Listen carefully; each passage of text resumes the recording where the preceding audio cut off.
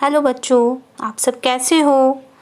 मैं हूँ शैली शर्मा, आपकी टीचर और आपकी सबसे अच्छी दोस्त। क्या आप जानते हो आज हम कौन सी कहानी सुनेंगे? तो बच्चों, आज की कहानी का नाम है समय की मांग।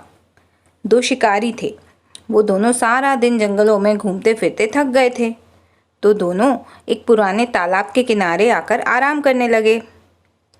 तभी उनमें से एक शिकारी पानी भरने के लिए नदी के किनारे गया। तो उसने देखा कि तालाब में बहुत सी मछलियां तैर रही थीं। मछलियों को देखकर वह बहुत खुश हुआ। उसने वापस आकर अपने दोस्त को बताया कि तालाब में बहुत सारी मछलियां हैं। तो दोनों बहुत खुश हुए।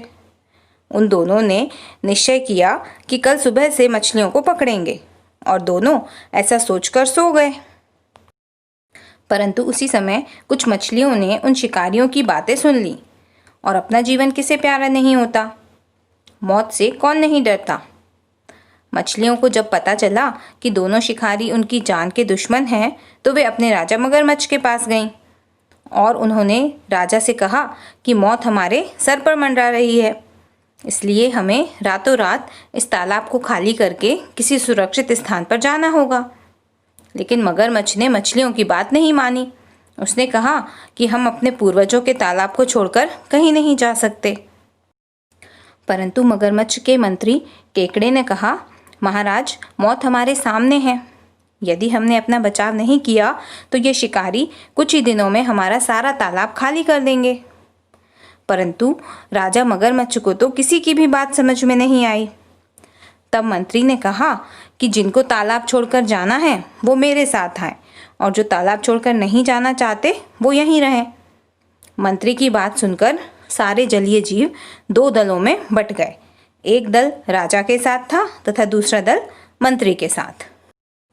तो मंत्री ने उसी समय कुछ बड़े बड़े कछुओं को बुलाया और उनसे सहायता मांगी। और कछुओं ने रातों रात मछलियों को अपनी पीठ पर बिठाकर दूसरे तालाब में पहुंचाना शुरू कर दिया। मंत्री ने राजा से आखिरी बार पूछा कि महाराज, आप भी चलेंगे हमारे साथ? मगर वह राजा अपनी जिद से न हटा, और अगले दिन से शिकारियों ने तालाब में जाल डालकर मछलियां पकड़ना शुरू कर दिया। और देखते ही देखते सारे तालाब की मछलियां मारी गईं, और अंत में राजा भी मारा गया। इस प्रकार राजा की जिद के कारण तालाब के सभी जलीय जीव मारे गए। तो बच्चों, मोरल ऑफ द स्टोरी ये है कि हमें समय के साथ अपने आप को बदल लेना चाहिए।